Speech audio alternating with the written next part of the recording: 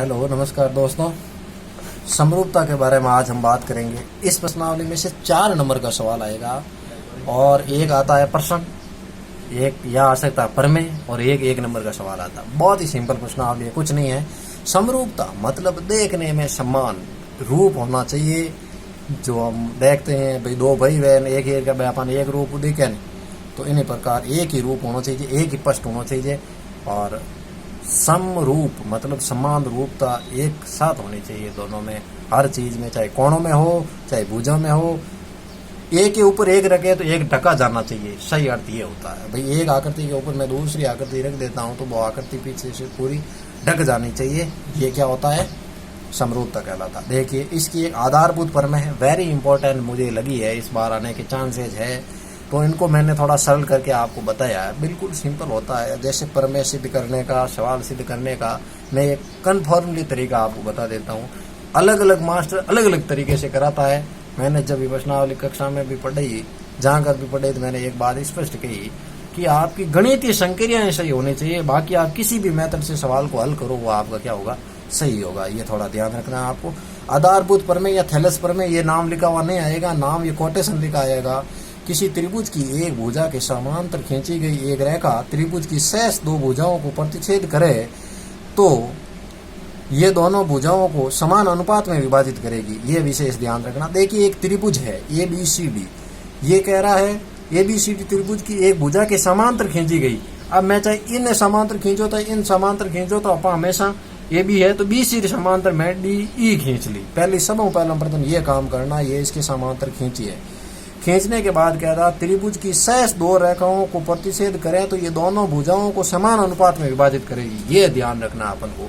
ABCD एक त्रिभुज है, DE एक रेखा है जो इसको क्या कर रही है? प्रतिच्छेद कर रही है, समांतर कर रही है। तो DE BC के समांतर है, ये चीज हमें पता चल गई, यही हमें लिखना है यहाँ। अब देखो, अब अपन को ये अनुपात समान करने हैं, AD DE और AE और EC, ये अनुपात समान बनाते हैं। और ये क्या है? अब अपन को सबसे पहले किसी भी प्रश्न, अपन ये जो 10 से लेकर 13-14 तक प्रश्नावली में जो सवाल सिद्ध करने वाले हैं, उसमें आप कोटेशन को पढ़ो, चित्र बनाओ, चित्र में ये अंक जो संख्या है, जो अचर पद है, वो अंकित करो। आपकी इच्छा अनुसार कुछ भी कर सकते हो। और फिर यहाँ पर सबसे पहला काम करना है, दिया हुआ इसमें क्या दिया हुआ है? तो किसी त्रिभुज तो अपन नाम दे दियो, त्रिभुज ABC लिख दो, जिसमें ये देखो DE समांतर है BC, ये दोनों समांतर है जी, किसी लिख दिए। भाषा रूप में लिखो तो गलत करने की कोई संभावना नहीं है भाषा रूप में, लेकिन भाषा में थोड़ी रुचि, मतलब आपने पढ़ा नहीं ये लगता है। फिर क्या कह रहा है? DE AB व AC को करने से D व E पर काटती, ये ध्यान रखना। इनको ये और इनको ये काटती, यही चीज हमने लिखी है भाषा के रूप में, बाकी कुछ अलग नहीं लिखा। मतलब जो हमारे आंखों के सामने घटित हो रहा है, प्रश्न को पढ़ने के बाद हमने चित्र बनाया, जो चित्र में दिख रहा वो दिया हुआ में हम लिख रहे हैं। फिर क्या करना? सिद्ध करना। तो हमने पूछा ये दोनों भुजाओं को किस अनुपात में, दोनों भुजा किन अनुपात में विभाजित करी? तो दोनों भुजा मतलब कहें AD और BD और AE और BC, मतलब ये दोनों किस अनुपात में विभाजित करनी, यही सिद्ध करना। ये चीज लिख दी, ये चित्र बना दिया हमने, 1.5 नंबर का काम कर दिया। मतलब आधा सवाल हमारा सरल हो गया है। इस प्रश्न में से ही उत्तर ढूंढा हमने, इस प्रश्न में से ही भाषा लिखी और हमारा 1.5 नंबर आ गया 3 में से। ये ध्यान रखना, हर सवाल में आपको इससे ही करना, चित्र बनाना, दिया क्या है, सिद्ध करना, ये लिखना बहुत ही जरूरी है। आगे देखो रचना से, अब आप रचना करेंगे। BE, ये देखो BE कहाँ है? ये BE को मैंने मिला लिया, इनसे मिला कि नहीं मिला। फिर बोल रहा CD को मिलाया, ये CD को मिला दिया। भाई इन्होंने कार, मैंने मिला दिया, यही किया। फिर कह रहा है EF, ये रहा EF, भाई इनको मैं इस पे नंबर डाल सकता हूँ, कोई दिक्कत नहीं। फिर कह रहा BA पर लंब है, ये BA रेखा है और EF इस पे लंब है, क्योंकि ये रचना करनी जरूरी है, आगे सवाल नहीं होगा। DG लंब है CA पर, ये बात भी सही है। अब देखो EF त्रिभुज AD का ADE, ये इनकी ऊंचाई हुई कि नहीं हुई? और त्रिभुज ABE, AB और E, इनकी भी ऊंचाई यही होगी। तो ये अपन को थोड़ी कॉमन सेंस की बात है। और इन त्रिभुजों में बात करेंगे कि भाई त्रिभुज ADC, तो इनकी ऊंचाई क्या होगी? DG। और अगर मैं बात कर लूं ADE, तो इनकी ऊंचाई यही होगी। तो ये दोनों ऊपर वाला पोर्शन कॉमन आ रहा है दोनों में 2 बार, और ये पोर्शन अलग अलग आ रहा है। यही चीज है ना, यही हमें विशेष ध्यान रखना है इस प्रश्न में। तो ये बात कर रहा त्रिभुज ADE की, ADE 1/2 आधार गुणा ऊंचाई, यही क्षेत्रफल होता है। आधार क्या है भाई इसका आधार है AD, क्या है AD भाई, ये आधार हो गया। फिर ऊंचाई क्या हो गई EF, यही है। त्रिभुज DEB में DE और B, इसके अंदर देखो इसका आधार क्या है, देखो 1/2 आधार है DB, यही है आधार, और ऊंचाई क्या है इसकी, ऊंचाई है EF, ये दोनों है।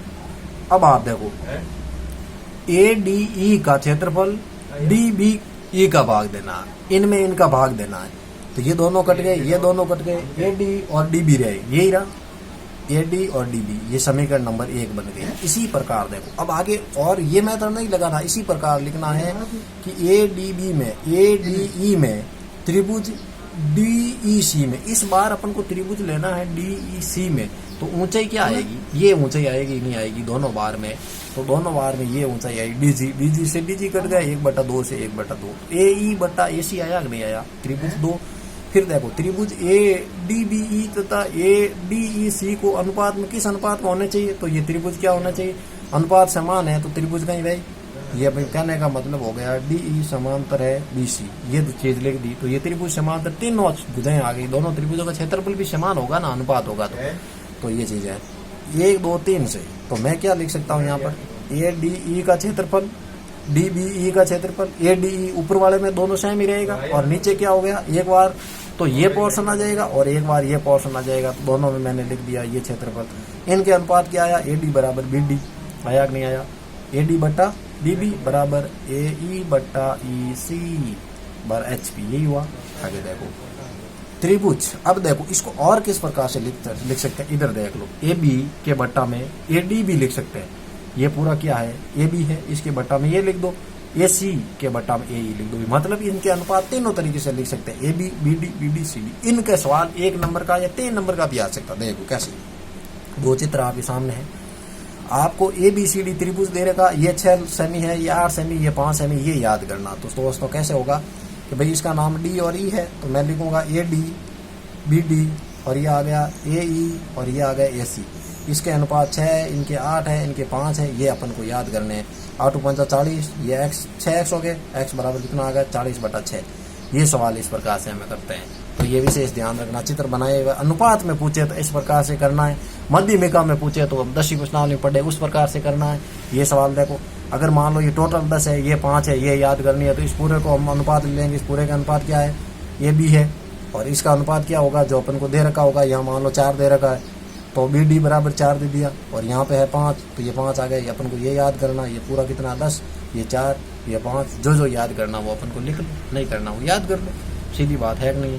तो इस प्रकार से हमें क्या करना है, सवाल आ सकता है, ये याद करना। ये आधारभूत प्रमेय का उपयोग भी है, इसका ही सवाल आता है लगभग, या तो ये सिद्ध करना आता है या फिर ये आता है, ये विशेष ध्यान रखना।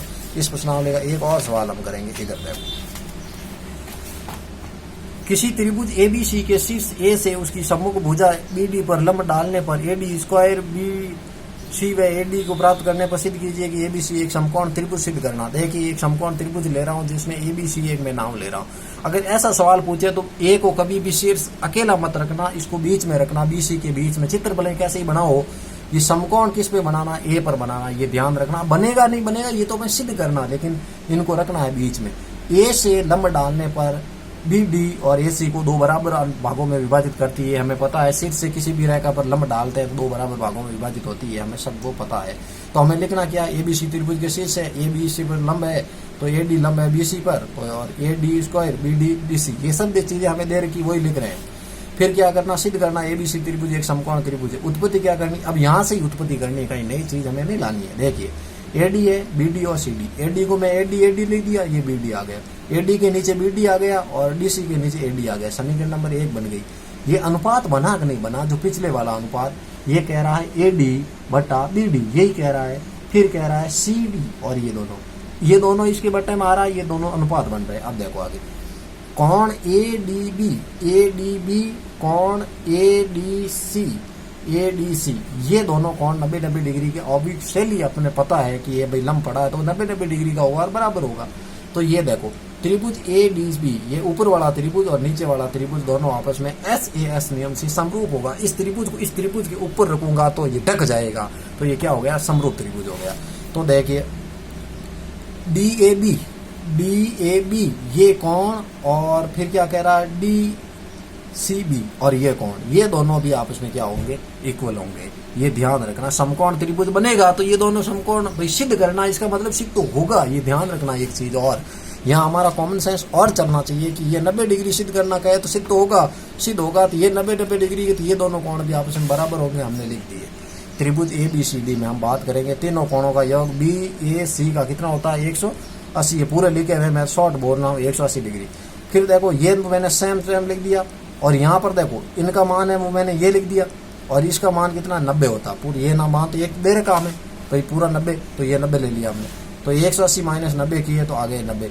अब यहाँ थोड़ा विशेष ध्यान रखना, ABD प्लस DCA, ये DCA यहाँ से ले लिया मैंने, इसका मान ले लिया यहाँ से, बराबर 90 है। तो मैं इसको AB मतलब कोण ये ऊपर वाला पूरा देखो ABD ये कोण, और फिर देखो BC और ये दोनों ले सकता है, नहीं ले सकता हूँ भाई, ये दोनों इक्वल है तो ये दोनों ले लिए मैंने, तो इन दोनों के बराबर मैंने क्या लिख दिए, 90 लिख दिए। आगे देखो त्रिभुज ABC में बात करेंगे हम, वापिस बड़े वाले त्रिभुज में वापिस आ जाते हैं। ABC हमने ले लिया, BCA ले लिया, इन दोनों का मान कितना भाई, इन दोनों का मान कितना है 90। क्यों है 90 मान, क्योंकि हमने पहले सिद्ध कर दिया कि ये समकोण त्रिभुज है तो ये दोनों बराबर होंगे, तो एक 90 गया तो पीछे कितना बचा, 90 बचा। तो यहाँ BAC अपन निकालना है, इन दोनों का मान कितना होता है 90, यहाँ 180, BAC बराबर 180 माइनस 90, 180 माइनस 90 बराबर कोण A का मान 90 आ गया। इसको मतलब क्या हो गया, किसी त्रिभुज के A कोण का मान जब 90 डिग्री हो तो वो कौन सा कहलाएगा, समकोण त्रिभुज कहलाएगा। हैंस प्रूफ इति सिद्धम।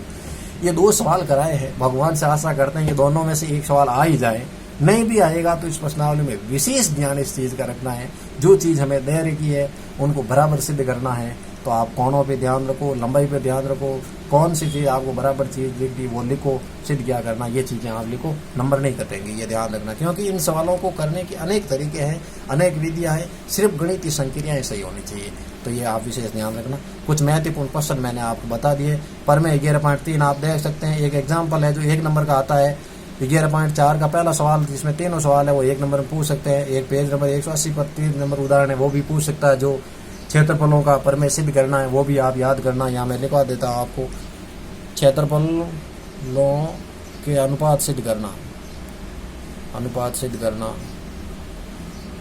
ये याद रखना। इसमें 1 नंबर का भी सवाल आ सकता है और परमेय भी पूछ सकता है। जैसे मान लो त्रिभुज ABC का क्षेत्रफल लॉ का स्क्वायर बटा त्रिभुज, मान लो कोई दे दो PQR के क्षेत्रफलों का स्क्वायर, तो यहाँ पर क्या होगा, क्या जैसे AB है PQ है, BC है तो ABC BQR तो R आ गया, और BC के नीचे PQ आ गया, और यहाँ पे आ गया देखो BC आ गया AC के नीचे क्या आ जाएगा P और R का स्क्वायर, दोनों तरफ स्क्वायर। ये परमेय है ना, ये याद रखना। इनके बेस का सवाल भी पूछ सकते हैं या परमेय सिद्ध करने वाली पूछ सकते हैं। एग्जाम्पल नंबर 3 पेज नंबर 170 में आता है, एग्जाम्पल नंबर 6 पेज नंबर 171 पर। जो जो इम्पोर्टेंट है वो मैंने बता दिया, बाकी इस प्रश्नावली को बहुत ही अच्छी तरीके से करना है। जो चीज़ आपको समरूप दिखे उसको समरूप बताओ, जो चीज़ पूछे वही करो। त्रिभुज के नियमों पर ये आधारित है। तो मैं आशा करता हूँ आपको थोड़ा बहुत समझ में आया है। समय अभाव के कारण और मैन संसाधनों की बहुत कमी है, नहीं तो मैं एक एक सवाल आपको ऑनलाइन करवा देता, कोई दिक्कत नहीं। लेकिन संसाधनों का बहुत ज़्यादा अभाव होने के कारण जो संभव हो रहा है वो मेरी तरफ से मैं आपको देने का प्रयास कर रहा हूँ। अगर आपको कोई समस्या कोई है तो व्यक्तिगत आप बातचीत कर सकते हैं, या फिर जो कमेंट बॉक्स है उसमें आप कमेंट डालिए कि सर इस चीज़ को ऐसे करो या इस चीज़ को ऐसा सवाल समझ में नहीं आया तो आप पूछ सकते हैं। ऐसे मैं आशा करता हूँ। तो जय हिंद, जय भारत।